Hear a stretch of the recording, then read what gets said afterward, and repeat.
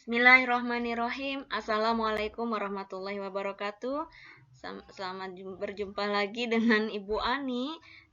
Hari ini pada pertemuan kali ini kita ada pada sesi keempat, yaitu ukuran pemusatan dan penyebaran data kelompok. Bagi anak-anak yang suka dengan video ini, mohon di like dan subscribe. Terima kasih. Oke. Perhatikan data berikut ini. Anak-anak bisa lihat di sini adalah data yang disajikan adalah data berat bagasi dari 80 penumpang pesawat terbang. Anak-anak bisa dilihat data di sini ditampilkannya secara tunggal. Jadi datanya data tunggal. Anak-anak lihat dengan 80 jumlah datanya terus disajikan secara data tunggal, kurang enak untuk diolah datanya ya. Kurang enak untuk diolah datanya, secara tampilan juga jadi bikin nggak semangat lah untuk mengolah datanya gitulah ya, seperti itu. Maka perlu disajikan secara berkelompok. Nah, sekarang data tunggal ini kalau disajikan secara berkelompok jadilah seperti ini. Oke, anak-anak mohon diperhatikan, kita bisa berusaha untuk familiar terlebih dahulu ya. Pertama bisa kita lihat ada banyak kelasnya sebanyak 7. Kemudian pada kelas pertama itu adalah letak untuk nilai yang 11 sampai 13. Berarti anak-anak bisa lihat di sini panjang kelasnya iya ada 3. Oke, selanjutnya panjang kelasnya kita namakan sebagai P ya. Jadi kalau kita ngomongin P berarti itu adalah panjang kelas. Panjang kelasnya ada 3. Sama, untuk kelas berikutnya itu juga sama. Semuanya panjang kelasnya adalah 3. Semuanya panjang kelasnya adalah 3. Kemudian nilai tengah. Nilai tengah atau XI. Karena ini datanya berkelompok, jadi nanti yang kita olah adalah nilai tengahnya alias XI-nya ini. Dari 11 sampai 13 berarti nilai tengahnya 12. 14 sampai 16 nilai tengahnya berarti 15. Dan selanjutnya caranya sama. Oke. Sekarang kita mau menghitung nilai rata-rata ya. Nilai rata-rata, rumusnya seperti ini. Kita mau menggunakan rataan sementara ya dan pengkodean ya. Oke, kita familiar dulu dengan bahasanya. Di sini ada RS. RS itu apa? Ya, RS itu adalah rataan sementaranya. Jadi langkah penyelesaiannya, pertama kali anak-anak menentukan nilai RS-nya terlebih dahulu. Ya, pilih RS dari kolom XI sembarang. Ya, dari kolom ini. Karena sembarang, berarti anak-anak boleh bebas memilih yang mana saja, terserah anak-anak ya. Kalau Bu Ani nih misal memilihnya adalah ini, nilai 18 yang Bu Ani jadikan nilai RS. Oke, kita lihat lagi rumusnya berikutnya. RS ditambah P kali P itu apa? P itu panjang kelas. Berarti panjang kelasnya 3. Oke, sip. Kemudian sigma dari U kali F. Nah, sebelum ngomongin nilai U, berarti kita harus menentukan nilai D terlebih dahulu. Masih ingat ya? Nilai D itu berarti apa sih? Setiap nilai XI kita kurang 18. Karena kita sudah menentukan tadi, kodenya kita RS-nya adalah 18. Maka anak-anak hitung nilai D-nya. Semua nilai XI kita ambil 18. Misal contoh, 12 di sini. Diambil 18, berarti hasilnya min 6. Kemudian 15, diambil 18, nilainya min 3. 18, diambil 18, nilainya 0. 21 diambil 18, nilainya 3. Dan selanjutnya. Seperti itu. Semua kita kurang 18. Kenapa dikurang 18? Ya, betul. Karena kita tadi sudah menentukan RS-nya adalah 18. Baru setelah itu kita mencari nilai U. Nah, nilai U-nya, cara mencarinya adalah nilai D yang kita sudah peroleh tadi, kita bagi dengan panjang kelas. Karena panjang kelasnya ada 3, maka memperoleh nilai U-nya adalah setiap nilai D kita bagi 3, maka diperolehlah nilai ini. Kan D-nya di sini min 6 nih yang pertama nih. Kita bagi 3 berarti jadi min 2. Kemudian min 3 dibagi 3 jadi min 1. Dan selanjutnya dapatlah nilai U. Maka anak-anak bisa baca di sini sigmanya itu jumlahnya itu adalah perkalian dari U kali F. Oleh karena itu, kita bikin kolom satu lagi untuk U kali F. U-nya adalah min 2, F-nya adalah 14. Maka min 2 dikali 14 hasilnya minus 28. U yang berikutnya min 1, F-nya 16. Maka min 1 kali 16 hasilnya min 16. 0 kali F-nya 20. 0 kali 20 berarti sama dengan 0. Dan selanjutnya. Seperti itu anak-anak ya untuk mendapatkan nilai U. Nah, kalau begitu kita perhatikan. Di sini sigmanya penjumlahannya adalah penjumlahan dari perkalian U dengan F. Maka ini kita jumlah. Kita jumlah. Berarti dapat hasilnya 9. Setelah itu baru kita masukkan ke dalam rumus.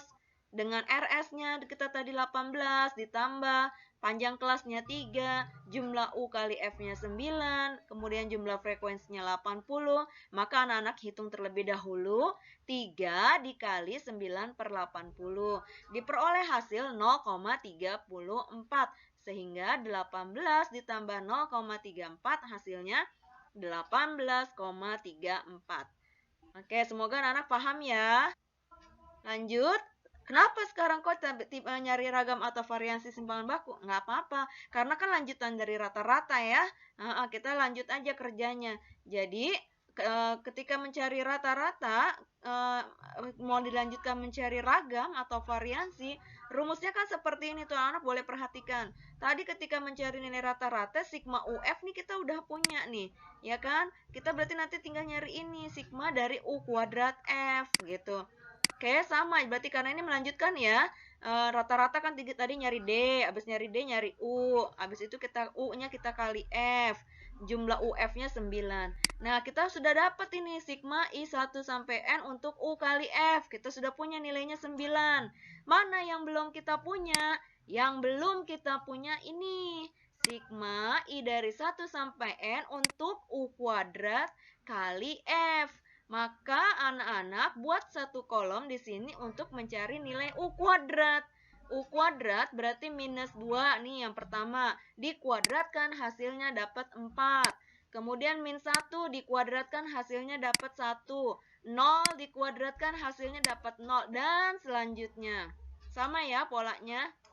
Nah, di sini sigmanya adalah sigma dari U kuadrat kali F. Maka anak-anak bikin satu kolom lagi di sini yang isinya U kuadrat kali F. Berarti U kuadratnya kan 4. F-nya 14. Berarti 4 kali 14, 56. U kuadrat berikutnya 1. Kali F-nya 16. Maka 1 kali 16 dapat 16. Dan selanjutnya, baru ini kita jumlah. Nah, hasilnya 197. Baru kita masukkan ke dalam rumusnya. P kuadrat berarti P-nya 3. 3 kuadrat dikali. Nah, sigma U kuadrat F-nya masukin 197. Sigma F-nya masukin 80. Sigma U F-nya tadi kita punya 9. Sigma F-nya 80. Ini dalam kurung kuadrat berarti dihitung dulu yang ini, yang di dalam kuadrat ini. 9 pangkat 2, 81. 80 pangkat 2 berarti 6.400. Nah, anak hitung seperti ini, maka diperoleh nilai ragam atau variasinya adalah 22,023. Kita lanjutin dari simpangan baku. Karena simpangan baku kan ngelanjutin ya akar dari ragam, akar dari variansi. Maka simpangan bakunya diperoleh akar dari 22,023 adalah ya betul 4,69. Oke, kita lanjut. Kuartil. Anak-anak sama ya, kuartil itu ada 3. Pertama kuartil 1 atau disebut juga kuartil bawah. Kemudian kedua kuartil tengah atau juga bisa dinamakan median. Dan kuartil 3 atau disebut juga kuartil atas. Q1 itu 1/4 jumlah data. Q2 itu 2/4 jumlah data. Dan Q3 itu 3/4 jumlah data. Oke, rumusnya seperti ini. Q1 rumusnya seperti ini, Q2 seperti ini, dan Q3 seperti ini. Sama ya, ternyata sama. Iya, memang sama. Yang membedakan adalah letak kelasnya ya. Nah, anak letak kelasnya dan ininya nih, letak kelasnya ini 1/4 N-nya ini yang bikin beda. Ini 1/4 N, kalau Q2 2/4 N, kalau Q3 3/4 N. Tapi rumusnya sama. Kalau begitu, anak-anak langkah pertama nanti harus mencari letak kelasnya terlebih dahulu, baru bisa dimasukkan ke dalam rumusnya ya. Ingat, mencari kuartil pada data kelompok harus mencari letak kelasnya terlebih dahulu. Contoh, kuartil bawah atau Q1. Oke, ingat mencari kuartil FK. Yang paling penting dihitung terlebih dahulu adalah mencari nilai FK alias frekuensi kumulatif. Sama caranya seperti yang sudah dijelaskan pada slide sebelumnya. Ini kita jumlah-jumlahkan. 14 tambah 16 30, tambah 20 kan 50, tambah 17 67, tambah 6 73. Dan selanjutnya ternyata jumlah frekuensinya ada 80. Nih 77 tambah 3 80. Nah, baru kita cari apa? Betul, harus mencari letak kelas kuartil terlebih dahulu. Karena Q1 letak kelasnya berarti 1/4N, seperempat dari jumlah data. Maka seperempat dari jumlah datanya 80 adalah 20. Anak-anak bisa lihat pada FK. Di sini ada angka 30. Berarti kalau begitu data ke-15 sampai data ke-30 ada di sini, ada di kelas kedua. Berarti 20 kita tadi sudah hitung. Disinilah letak kelasnya Q1 ya. Kalau sudah tahu letak kelas Q1 di sini dan kita punya rumus ini, udah enak ya. Lihat TBK. TBK artinya kan tepi bawah kelas. Masih ingat ya? Batas bawahnya berapa? 14. Maka tepi bawah kelasnya 14 dikurang 0,5. Dapatlah 13,5. Kemudian lihat lagi rumusnya, seperempat N. Tadi kita udah hitung ya, 20. FKS. Berarti anak-anak kalau lihat FKS, lihat pada kolom frekuensi kumulatif. Lihat, frekuensi kumulatif sebelum Q1 berarti ini, nilai 14. Betul, jadi FKS-nya Q1 adalah 14. Kemudian dibagi frekuensi Q1, berarti ini frekuensi Q1-nya 16. Terakhir panjang kelasnya kita sudah tadi cari adalah 3. Anak-anak tinggal masukin ke dalam rumusnya seperti ini. 13,5 ditambah 20 diambil 14/16 dikali 3. 13,5 kelompok. Ya. Oke, lanjut. Berikutnya kita mau cari median, kuartil tengah ya, atau Q2 ya. Itu. Sama, kita harus cari FK terlebih dahulu. Setelah itu kita cari letak kelasnya Q2, yaitu 2/4N. 2/4 dari jumlahnya 80 adalah 40. Berarti anak-anak lihat di FK. Di sini angka 50 ya. Berarti 40 ada di sini. Ya, berarti nilai letak kelas Q2 ada di sini. Oke, dengan rumusnya ini berarti kita lihat TBK-nya, berarti batas bawahnya 17 diambil 0,5 berarti dapat 16,5. Kemudian FKS berarti frekuensi kumulatif sebelum kelasnya Q2 berarti ini 30. Kemudian F-nya Q2 berarti ini 20. Panjang kelasnya 3. Kamu masukin ke dalam rumusnya sehingga dapatlah nilai ini. 16,5 ditambah 40 min 30/20 kali panjang kelas. Ya, sehingga dapatlah nilai 18. Oke. Kuartil atas. Oke, sama ya. FK cari dulu. Cari letak kelasnya Q1, Q3. Berarti Q3 3/4N. Ya, 3/4 dari 80 berarti 60. Lihat di FK. Oh, ini lihat angka 67. Berarti 60 ada di sini. Nah, berarti letak kelas Q3 ada di sini. Nah, seperti itu. Dengan rumusnya seperti ini sama ya. Berarti kita cari TBK-nya terlebih dahulu. Batas bawahnya 20, diambil 0,5, 19,5. Kemudian FKS-nya berarti lihat di frekuensi kumulatif sebelum Q3, berarti ini 50. Betul. Kemudian frekuensinya Q3 berarti ini 17. Panjang kelasnya 3. Masukin ke dalam rumusnya sehingga diperoleh nilai Q3-nya 21,26. Oke, sekarang kita mau mencari modus anak-anak. Sama seperti kuartil, kita harus tahu di mana letak kelas modus. Nah, kalau mencari letak kelas modus, itu mudah. Kita cari saja frekuensi yang paling banyak. Disitulah letak kelasnya modus. Berarti anak-anak perhatikan pada tabel, frekuensi paling banyak itu adalah 20. Ada pada kelas ketiga. Maka disinilah letak kelasnya modus. Seperti itu. Nah, ini rumusnya modus. Tepi bawah kelas ditambah D1 per D1 tambah D2 dikali I interval. Berarti kalau begitu kita harus mencari TBK-nya terlebih dahulu. Ya, sama ya. TBK itu kan berarti batas bawah diambil 0,5.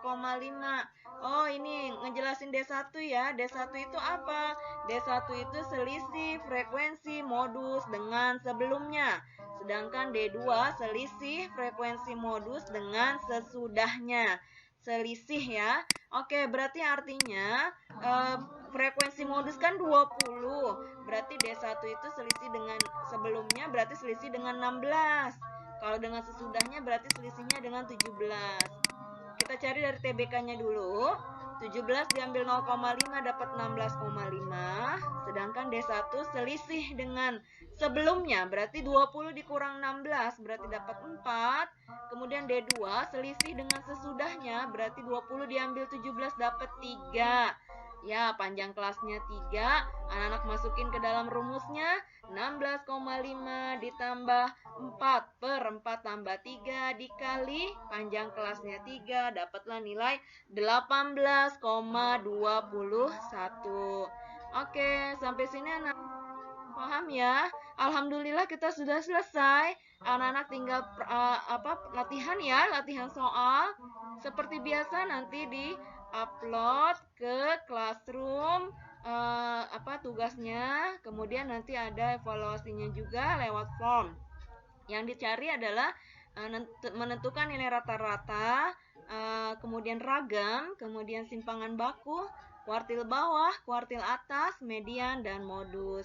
Anak-anak selamat berlatih, semoga ilmu ini bermanfaat, semoga anak-anak paham.